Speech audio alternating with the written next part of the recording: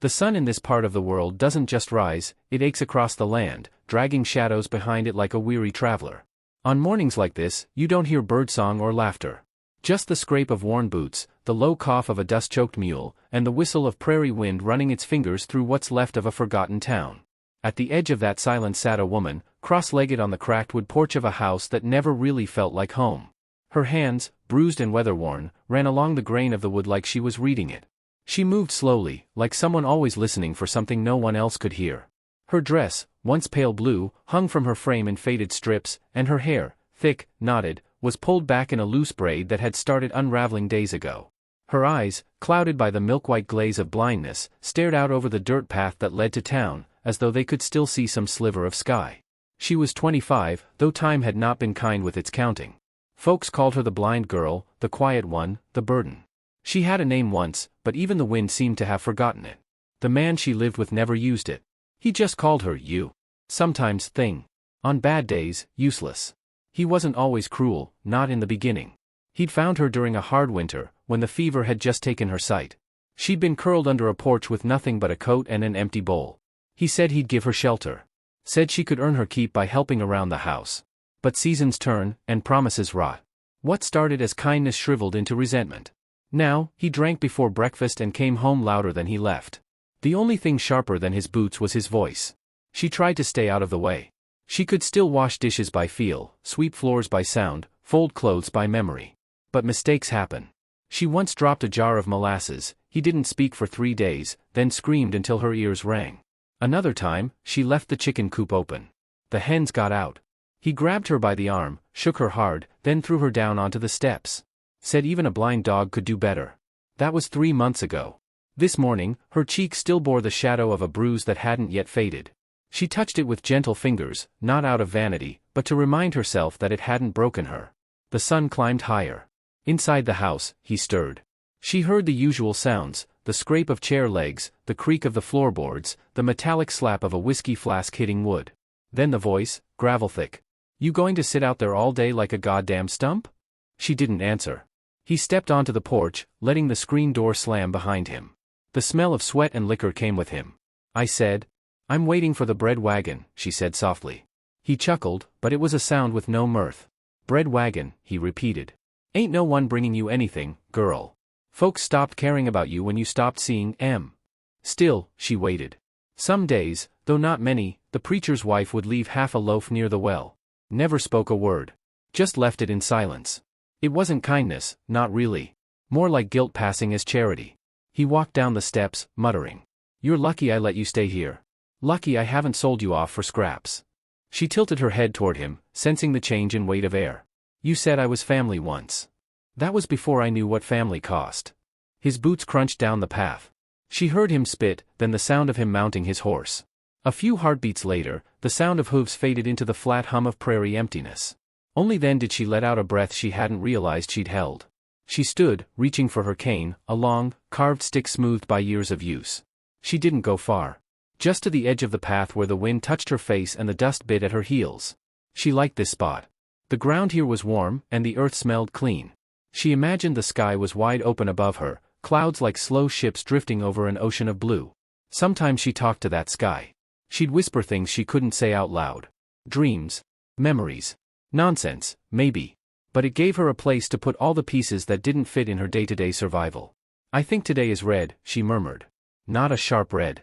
Just warm. Like apples when they sit in sun." A bee buzzed past her ear. She smiled. "Maybe tomorrow will be green." Back inside the house, her world shrank. The air felt stale. Furniture remembered old arguments. The boards creaked like they were tired of holding him up. She cleaned, because that's what she did. It gave her hands purpose, gave her mind something to anchor to. Around noon, she set out for the well. He'd left no water. Her mouth was dry, her fingers stiff. The well sat near the center of town, just a few strides from the general store. She walked with her head slightly turned, ears wide, body alert. She counted her steps, tapped the cane along fence posts, stone markers, edges of shade. She had made this journey so many times, she didn't need sight, only memory. The town bustled around her. Voices came and went like breezes, sharp, disinterested, sometimes cruel. There she goes again. God help her. Why does he still keep her? Ain't worth the trouble. She didn't flinch. She reached the well, found the rope, and began to haul. And then, too quick to catch, the bucket slipped. She reached instinctively, but her fingers missed. The bucket crashed against the side and shattered. Water spilled across her skirt, soaking her feet. Someone laughed. She froze. The sound came from just behind her, deep, amused, ugly. "Well now, look at what you've done," said the familiar voice. He was back. He grabbed her wrist, yanked it hard. "You know how much that bucket cost me? I can fix it. Blind and dumb both, huh?" His hand moved from her wrist to her hair. Fisted it. Pulled. Hard. She cried out, stumbling as he dragged her across the ground like a rag. People turned, but no one moved. No one stopped it. Dirt clung to her knees. Stones scraped her skin. Her braid came undone. He dropped her near the store steps like discarded meat. A few children stared. One whispered something and was promptly shushed. The preacher's wife stood in the doorway. Met her eyes, or would have, if eyes could still meet. But she said nothing. Just turned back inside and closed the door. The man spat near her feet, then turned and walked away. She didn't move for a long time. She could feel blood on her lip. Gravel under her palms. Her breath came in little stutters. Then, slowly, she sat up. She reached for her cane, found it half buried in the dust. Her hand closed around it like a prayer. Her chin lifted. The sky, she imagined, was still there. Still wide. Still blue. Still waiting. The wind shifted the next morning, not enough to stir a storm, but just enough to make the dust carry something new. It wasn't scent or sound. It was presence, the kind that makes the horses lift their heads and the crows fall silent on the roofs. A man had ridden into town just before sunrise. Not fast, not flashy. Just steady. One boot after the other hitting the earth like he had all the time God gave. No one asked his name. The kind of man he was didn't require introductions. He wore quiet the way others wore pistols. His coat was long, heavy with road miles and red dust.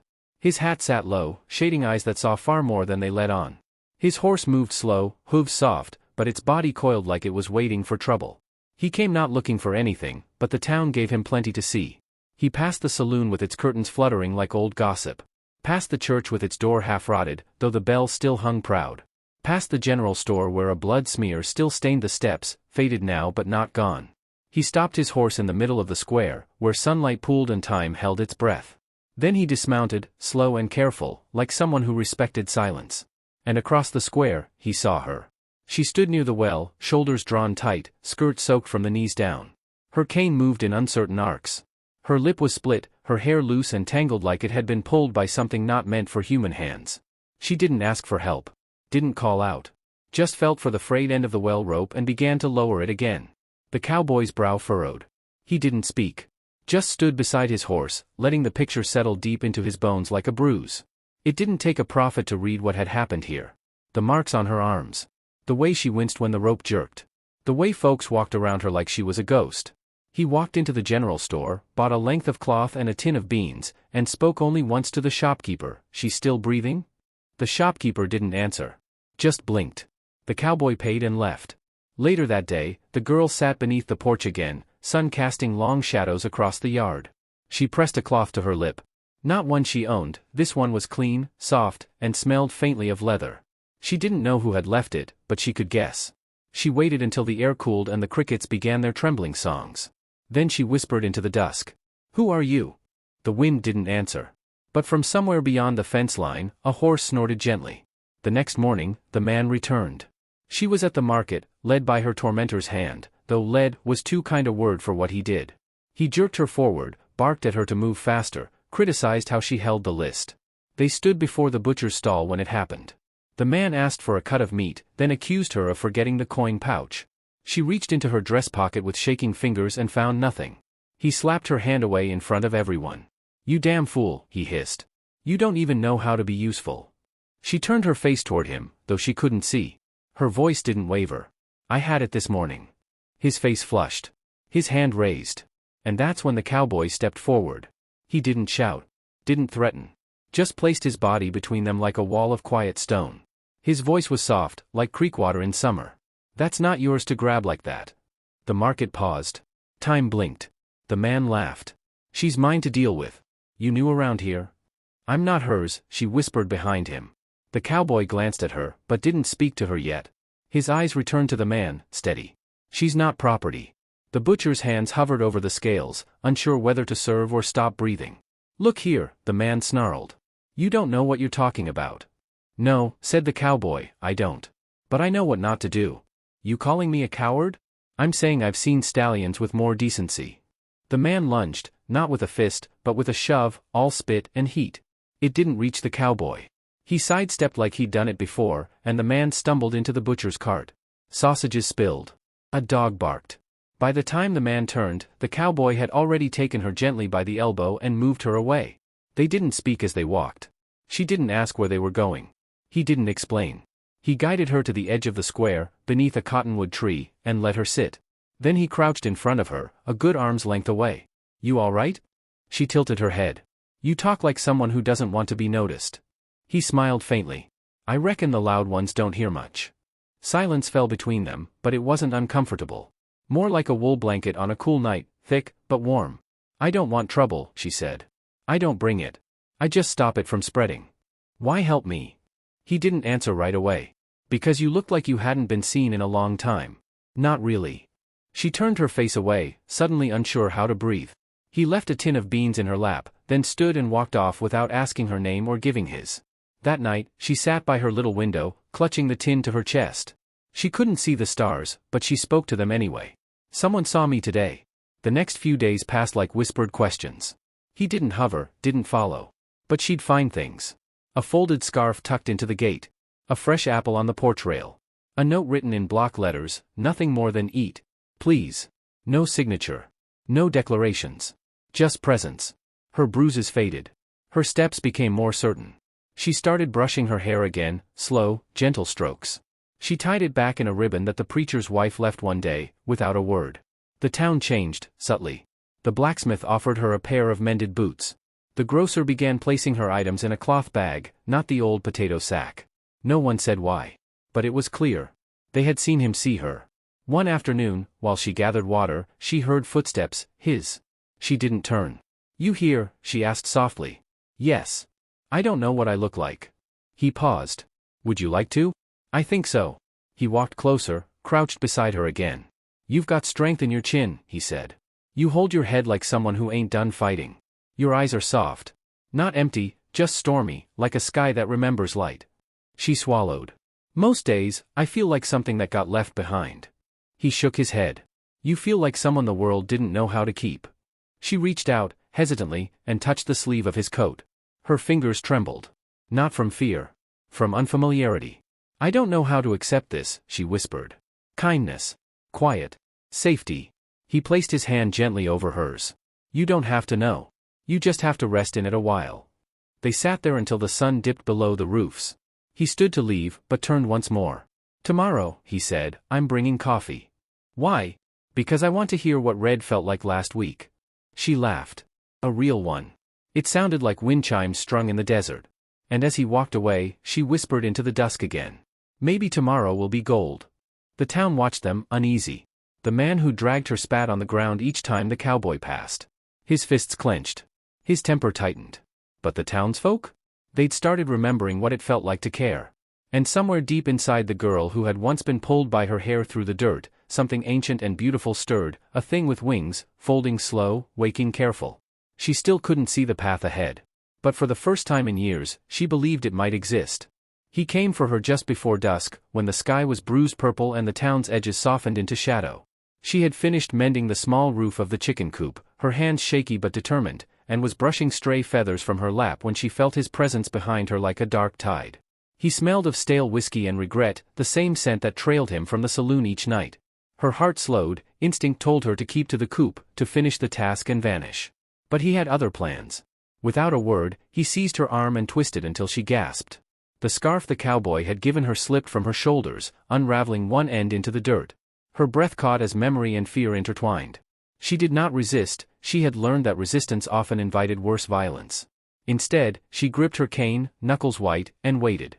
Her eyes, blind but alive, searched for mercy in features she could not see. He spoke then, voice low and ruthless, accusing her of turning people against him, of making him look foolish in a town that thrived on scorn. He snarled that she owed him obedience, that the world was cruel enough without her imagining she deserved more. The words sliced through her ribs. He yanked her hair until she staggered, blood slicking her scalp. The pain flared, sharp as a branding iron, and her knees hit the ground. Stones bit into her dress, gravel embedded itself in the fabric of her skirt. A soft creak from the alley announced his return.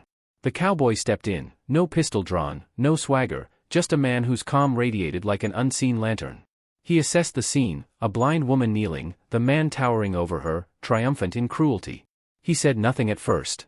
He let the moment stretch, like the pause before a storm breaks. Then he spoke, voice low and unwavering, "That's enough." The man laughed, cruel as rattlesnake music. "Mind your own business, stranger." "I'm telling you," the cowboy said, "touch her again and I'll show you what it means to regret every breath you waste." The words were neither threat nor promise, they were guarantee. The man lunged, fist cocked, but the cowboy didn't flinch. He sidestepped, one fluid motion, and planted the man's wrist into the wooden railing until the boards groaned. Pain exploded across the man's face faster than any punch. The man dropped to his knees, clutching his arm. Spittle flecked his lips. The cowboy knelt beside the blind woman and gently lifted her. Her cheek was wet with tears and blood. He brushed a lock of hair back from her face, careful not to touch the bruise forming above her brow. She felt his coat settle around her shoulders, the leather warm and reassuring. "Lean on me," he whispered. Her body trembled, not purely from fear but from the shock of tenderness. He supported her weight as she rose. He guided her from the alley, step by step, until the din of the town felt distant and hollow. Under a lone lantern near the stables, he settled her onto a weathered bench. "I'm sorry," he said, though he had no cause to apologize. His voice was soft, genuine, something she had not heard in years. She swallowed, tasting copper. "Why did you stay?" He knelt in front of her, hands resting on his knees. His voice was steady. "Because I couldn't walk away." She frowned, lips quivering. "I'm not worth it." He shook his head. "I've seen less wanting your place." Her fingers found the scarf pooled in her lap. She touched it, mapping the roughness of its weave. "You could have left me to the stones." He glanced toward the town. Lantern light flickered in windows, reluctant to witness kindness. Sometimes a man sees the earth swallow someone alive and decides he's had enough of watching. They sat in silence, the only sound the night wind sifting through haylofts. He reached into his coat and drew out a small flask of water. He unscrewed the cap and offered it to her lips. She drank in the coolness, and with each swallow felt the ache ease, if only a fraction. When the flask was empty, he set it aside and said, "Rest here a while." She let her cane fall to the ground. Exhaustion weighed her limbs. She closed her eyes. In darkness she could still find solace. He built a tiny fire nearby, dry twigs, gathered with care, then drifted back to her side. The glow painted his features amber and soft. He sat close but not too close, giving her space to breathe. "I don't know how to be anything but frightened," she confessed, voice small like moth wings. He reached out, stilling her hand with his own. "You don't have to learn right now. Just be." She studied his palm with fingers that had forgotten gentleness. She traced one faint scar near his thumb, a chapter of his past she did not question. The warmth of his hand seeped into hers. She let it. The fire crackled. The sky overhead was vast with stars she could no longer see but could almost feel shining. For the first time in months, she exhaled fully, her shoulders unclenching. He glanced at her, then toward the distant call of an owl. "I'm not leaving," he said quietly. "Not tonight." Without another word, he took off his hat and laid it across her lap, the soft felt covering her hands. Beneath its brim, she felt the familiar shape of his body close at hand, a promise of protection. Her eyelids fluttered. Sleep was coming, slow and kind. She dared to believe that tomorrow might be softer. And as she drifted, she heard him whisper into the dark, "Sleep now. I'll keep the night at bay." In that moment, she understood what it meant to be seen. The ember smoldered, and the world beyond held its breath. Tomorrow, the healing would begin, and with it, a promise of something more. They left before the frost broke its silence across the fields, long before the sun could press its gold into the barn's rafters. He saddled the horse quietly, the leather creaking beneath careful hands, while she stood near the post, one hand tracing the shape of the gate she had known by touch alone. She didn't say goodbye. That house had never been hers to grieve. He helped her mount, slow and steady, his hand lingering just long enough to be sure she was balanced. Then he climbed up behind her. She leaned back slightly, and though her eyes saw nothing, her face turned to the sky. It was cold, but clean, so clean it hurt to breathe. For a long while, they said nothing. The horse's hooves beat a soft rhythm into the earth, a lullaby made of distance and promise. She asked him what color the morning looked like. He answered without thinking. "Like copper and fire. Like it's trying to remember something beautiful."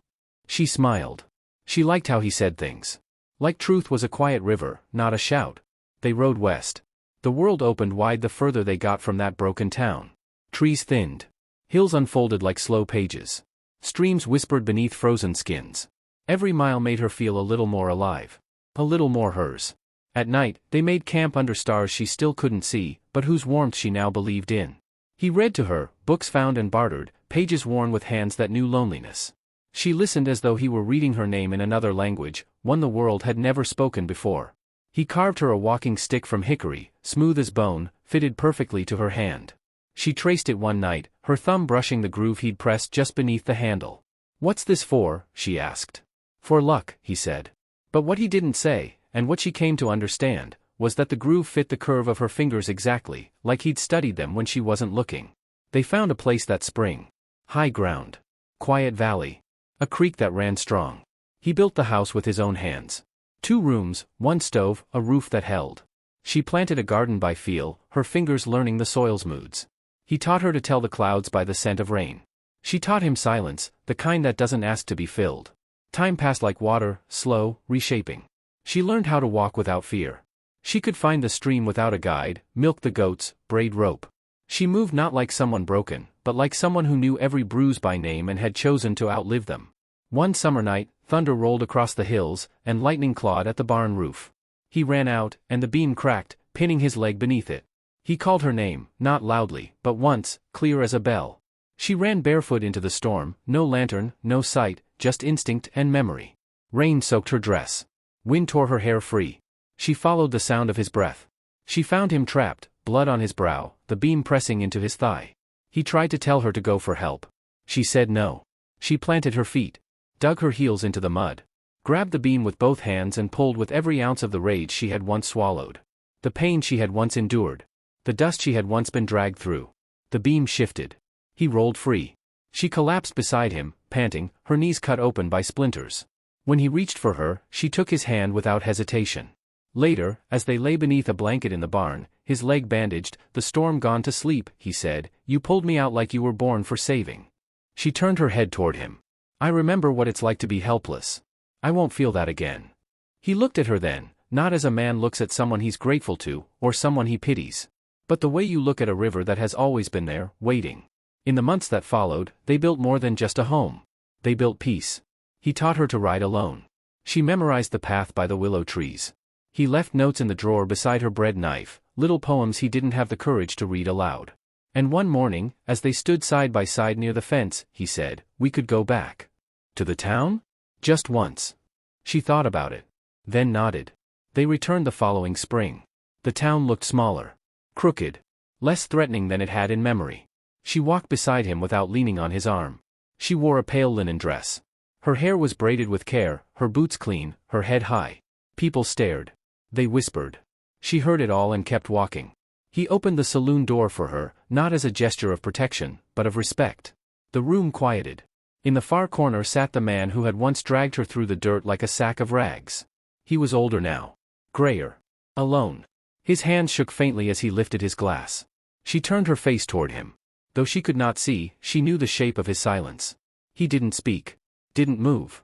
She gave him nothing, not forgiveness, not fury. Just turned away, calm as a candle in still air.